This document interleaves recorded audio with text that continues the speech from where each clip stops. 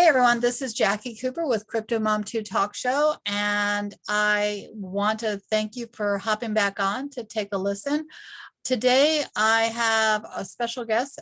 Bruce The Goose is on, and he is an NFT artist, creator, and entrepreneur within the NFT space with many different projects going on. We're going to be talking about the craze of NFTs. I know I heard recently when I was watching Big Brother, they had an NFT game going on, and we have a lot of craziness going on with the sale of some of the NFTs going for hundreds of thousands of dollars right now.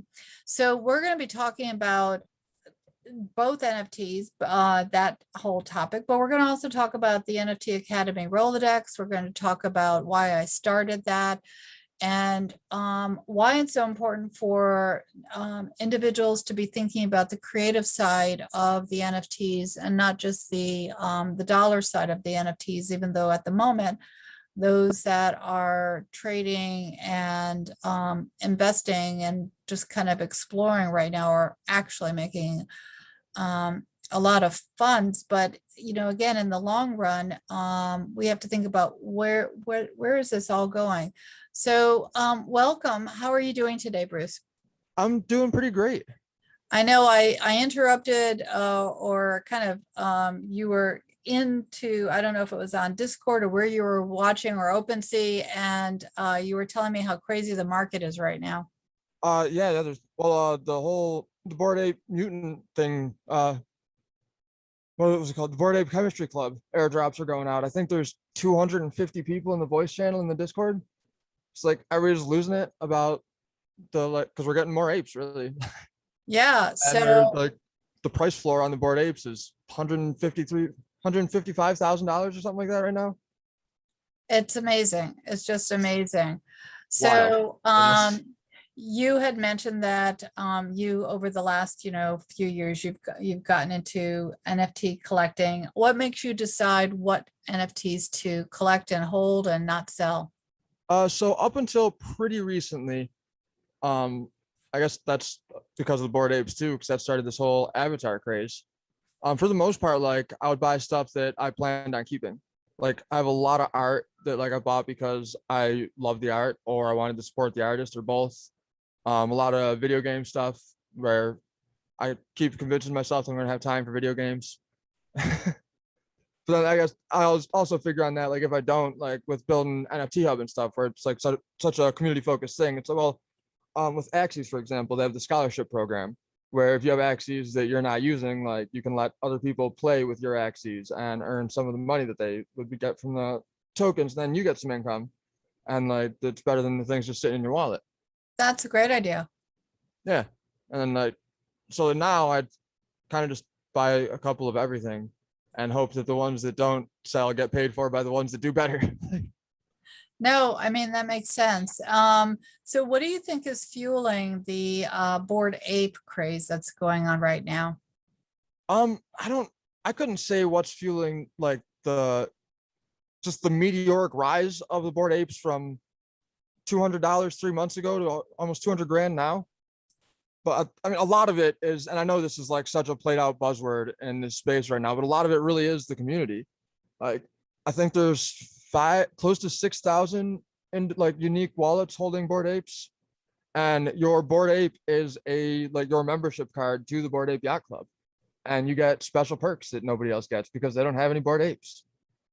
Like as one example, and nobody knew they were doing this one either, which was really cool. They did the Bored Ape Kennel Club. And like the premise was it gets lonely in the swamp. Every ape needs a friend. And like if you had a Bored Ape, you could claim a Bored Ape Kennel Club dog. And they were a whole other set of collectibles. And then on top of that, like there's actually less of those than the apes because all the dogs that didn't get claimed at the end of 2 weeks were released into the swamp, as they put it, but the NFTs were burned. So it's like if you don't claim it, like you got this time window. Otherwise it's gone. And like I think the floor price on those right now that we all got for free is like $15,000. Wow. Yeah. I hate to say And it. I hate to say it, but I've missed the boat on this. I am going to have to think about, what kind of art can I create so that way I can do the next craze. I But think there's a lot of these projects that are going to do well. I don't remember who it was, but they put a really good perspective on it where like, yeah, art is like a valuable asset and a lot of people really appreciate art, but everyone is on social media and everyone wants that social status signal that like, oh, I have $150,000 profile picture. Like, that's cool. so instead of having a Lamborghini, they're going to get an NFT. That's, I think, a lot of people have spent Lamborghini money on Bored Apes and CryptoPunks and stuff recently. So So maybe that's my next thing. Maybe I need to do a car NFT thing and see who. yeah, And that's an idea. yeah, exactly. You and I can collaborate on that. Everyone who hears it here will, go to NFT Hub and we'll figure out how we can have you get some cars, all Yeah, different there's a few of prices. these projects they've taken. Cool cats, like Yeah. I don't think you're getting a cool cat for under like 10 or 15 grand right now. The pudgy penguins, I don't think you're getting one of those for under like $8,000 or $9,000. So like, I don't know how, like, I don't know like what force of nature determines which one's the winner, but like every so often one of these projects just catches traction like and runs. So I have some ideas that I'm not going to put on the air, but I'll talk to you off the air about. Because I know as soon as it gets, we publish this, someone else can run with it. So Yeah, that I does happen. yeah. And even though I definitely believe in the creative space, and I also, that is the one thing that I love about the NFT world, yourself included. Everyone has reached out and been very welcoming as I've been learning about this space. And, but that was a conversation we were having before we went on air about how the mindset in the NFT community is different than the economic mindset. So now we have people who are bidding and buying these NFTs, and that might change the actual culture of the community. Do you think that having this type of investment is going to change how people are treating each other and working with each other? I don't really think so. Okay, good.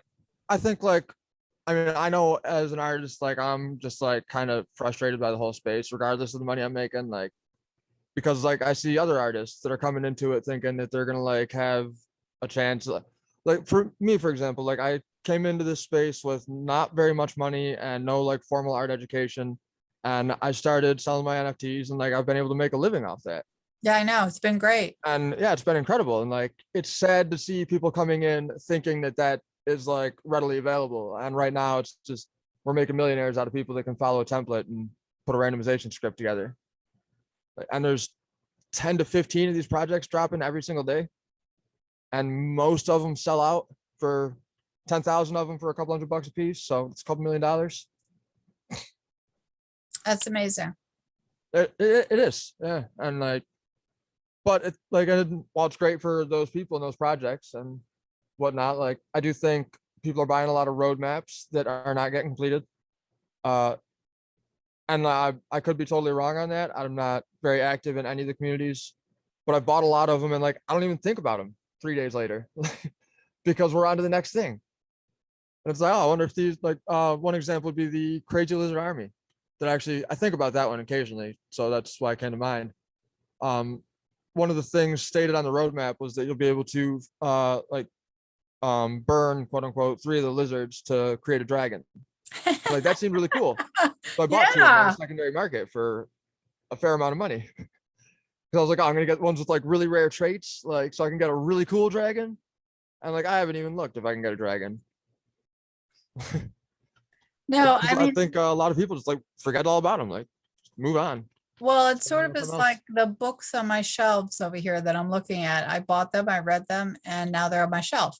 So, you know, I guess that's the other question I have is where do you keep all your NFTs? Do you keep them on OpenSea, or how do you, where Oh are well, where are your collections? so overall, like if you have your wallet connected to OpenSea, like it's all going to display on OpenSea. Like OpenSea doesn't custody your NFTs. It's just front end really. They're all in your crypto wallet. But actually have like a few wallets. So last year I got hacked in December, and like I spent the whole year selling and collecting NFTs. So I probably got 600 or so in that wallet, and then a lot in the wallet I'm using now. So you bring up a really good point for someone who's new to this area. When you buy an NFT off of OpenSea, what should you do? Where does it really go? And should you have a separate wallet just for your NFTs, or what would you suggest? I very much think that people should have a hardware wallet, which is like they're offline for the most part. I recommend SafePal. If I could find it really quick, I'd drop my affiliate link, but I would recommend SafePal. We'll find it, and it will They're be about locked 40 below. or $50, and they are air gapped, as they call it. So Mhm. like the Ledger is really popular, and I'm sure it works perfectly fine. But like I'm really paranoid by nature, so like even more so now that I got hacked last year. Yeah. And like the Ledger, you can like plug it into your computer and connect it to your MetaMask and just like use it as you normally would. Whereas with the SafePal, like that cannot connect to the internet ever. And so to do a transaction, which I should really start using that thing more often. But to do a transaction like with assets that are in your SafePal wallet, you have to initiate the transaction on the app, and then it like cycles a dynamic QR code on the unit itself. You have to scan that and get every one of them in the correct order, and then it asks you to confirm it on the SafePal, and then scan a dynamic QR code on your phone and get all those in the right order, and then you put in your PIN code, and then you confirm it on the app.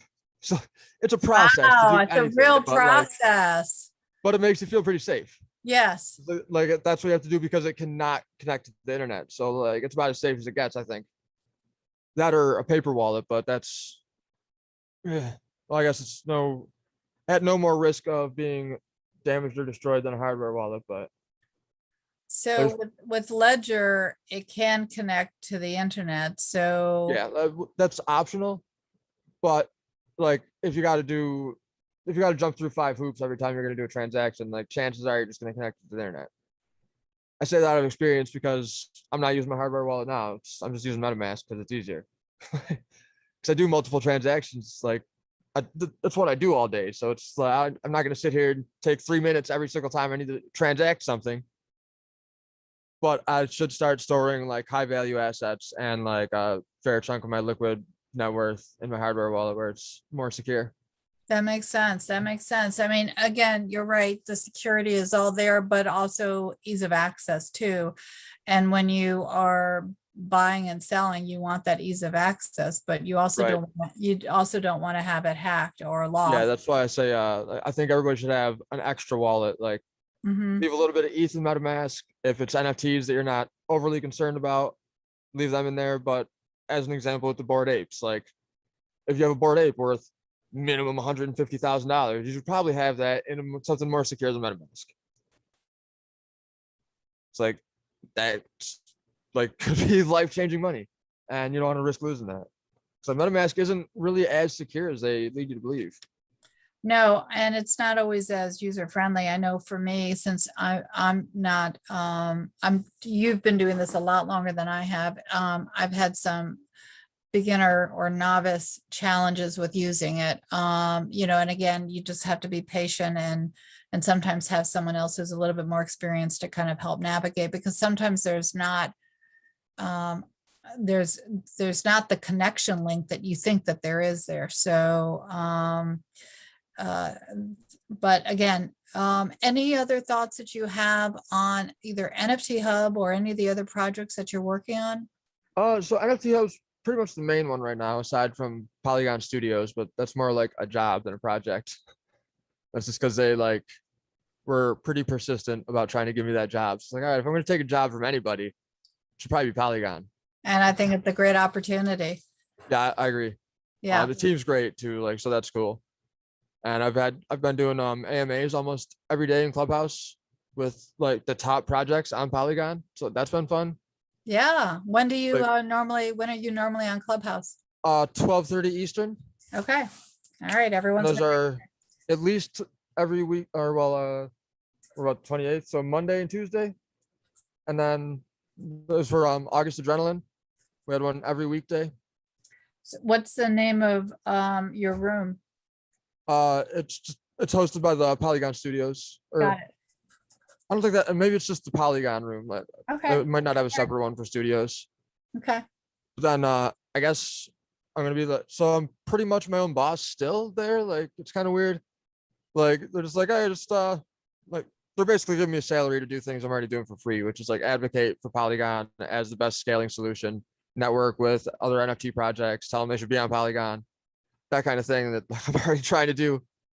But so I guess it'll kind of be up to me, like to continue doing AMAs and events and stuff like that. But I know the like the August Adrenaline they planned, and they were like, we're gonna do an AMA every day. I was like, all right, let's do it. So I think I saw on one of the Facebook groups that I think it was Polygon that someone mentioned that if you sell on Polygon, you're not using any gas fees. Is that right? Correct. So there is gas fees, But but not as it's much. like it's not even worth mentioning, really. So they're like it's basically a direct clone of Ethereum for the most part, Okay. and they use their native token is Matic, so that's what's used to pay gas fees. And I think right now Matic's like $1.50, and a transaction costs like 0.0001 Matic or something like that. It's legitimately 10,000 times cheaper. So I'm going to be putting all of my, for those that are listening, CryptoMom2 is going to be pushed out both as a talk show through the various channels that, podcast shows always go to, like Spotify, Apple, that type of thing, and as well as to the YouTube channel. So that way you guys can watch and enjoy. But I'm also going to be putting CryptoMom2 onto OpenSea, and each one is going to be within a NFT. So definitely look for that because everyone is going to be able to enjoy and have access to the talk show that way. Any upcoming projects that you're working on that you want to kind of announce here? I know you and I are going to be talking a lot, but between now and the time that we Yeah, a couple actually. okay, great. Uh, just a day or two from now is the end of the NFT Vision Hackathon. And as frustrated as I am with the whole like generative collectibles craze, I figure, well, may as well take advantage of it and jump on the hype train a little bit. But we're not just going to jump on the hype train. We're going to raise the bar, and then we're going to turn around. And we're going to raise the bar again. What are you going to do? So it's Polygoons, which is going to be done on Polygon because no gas fees and whatnot. And instead of just being like a collectible with like quote unquote club access, accompanying the launch of the Polygoons will be the deployment of the Goons ERC20 token, which will be set up so you have to stake your NFTs to earn the token. And out of the 8,883 of them, there will be 8,000 available in the initial sale. And then there will be 880 of them that are like hand drawn. And the only way to get those will be to buy it with the Goons token that you farm by staking the Goons. And then we're not 100% sure what we're going to do for the last three, but they're going to be really exciting. And then assuming that we're probably going to get the majority of the token back through the sale of the Ultra Goons, then we're going to redistribute it again through the Risk style game we're developing. Interesting. Where you have to stake your Polygoons to like control territory. And the hope is that we're not going to reveal like what factions they have, like so that it'll be an even split. For like 1/4 will each be one faction. But that's going to be part of the randomized traits, and we're not going to reveal that until after they're all sold out. So the hope is that like instead of encouraging people to just flip it to try and make money on the secondary market, they'll want to like trade with each other to like, oh, I have 3 of them, but I have 2 of them that's this faction, 1 of them that's this faction. I got to trade this one for I Yeah. have 3 of this, Yeah. so I can do better in the game. Yeah, it sounds great. Yeah. I mean, again, guys, definitely, there'll be links below our talk show. Definitely check them out. So that way you can be part of the Polygoons and everything else. Is there going to be a special link so people can reach that or do that? Yeah. I actually just set up the domain today. Okay, great. because we had to submit for the hackathon. Great. So, Right now it's running on testnet. So like if you wanted to, you could set up the Mumbai testnet for Polygon. You can mint some polygons, and they're a little off center right now because the traits got up, like the wrong dimensions got uploaded on the traits, but we're probably not going to actually launch that for another 3 weeks or so. Give us time to like do marketing and stuff like that and build up FOMO. you know what, you guys, you've heard it here first. So we'll always try to keep you up to date. Remember, the shows are not financial advice, to invest at your own risk, but definitely, everyone with this NFT, the momentum of the NFTs and the creativity in this space, definitely everyone needs to become involved, and just kind of check out the art and see if you want to become involved as a collector. I see that, let's see here, you've put the link into the chat, and I will definitely copy that so that way it can go into the podcast block below. Did you want to share any link or website now before we sign off? Yes, I'll do the link for NFT Hub real quick. And then the website isn't up and running just, well, I guess it is, but I haven't opened it yet. So you'll be the first to hear about it, actually. There's another project I'm kind of working on. Working title is Culture Punk, Awesome. and it is a curated auction platform for digital art. So instead of like being buried in a flood of worthless crap on OpenSea, it'll be limited to like 5 artworks will be on sale at a time from whitelisted artists, and like they'll have to take turns. And I'm going to set it up so like the minimum price is 1 ETH because I want artists to make some money. And I've seen, I think it's called Chainsaw, Yeah. maybe. And like, that's a group of like 5 or 6 friends that do digital art, and like, they don't sell anything for like, they don't list anything for under 5 ETH, and like, they get huge sales because there's that feeling of like exclusivity, and like, I can't get this without spending this much money. So like, I'm going to spend that much money because that's what it's minimum worth. So Culture Punk is, I'm going to tell everybody that's listed on it, like the minimum starting bid is 1 ETH. So You got it. the goal You is to got like it. get you seen and get you money. Understood. It's awesome. Everyone, thank you so much for hopping on to CryptoMom2 Talk Show. I know that I'll be talking to Bruce the Goose many times. We're both very excited about the direction that the NFT Hub is going. Again, you can go to nfthub.xyz, and all the links will definitely be in the block below. So that way you can just kind of click on through and explore and have a wonderful time on it. So thank you so much, Bruce, for being on. And everyone, remember, be kind to yourselves, be kind to others, and have a wonderful creative day. Talk to you And later. please ape responsibly. Yes, exactly. All right.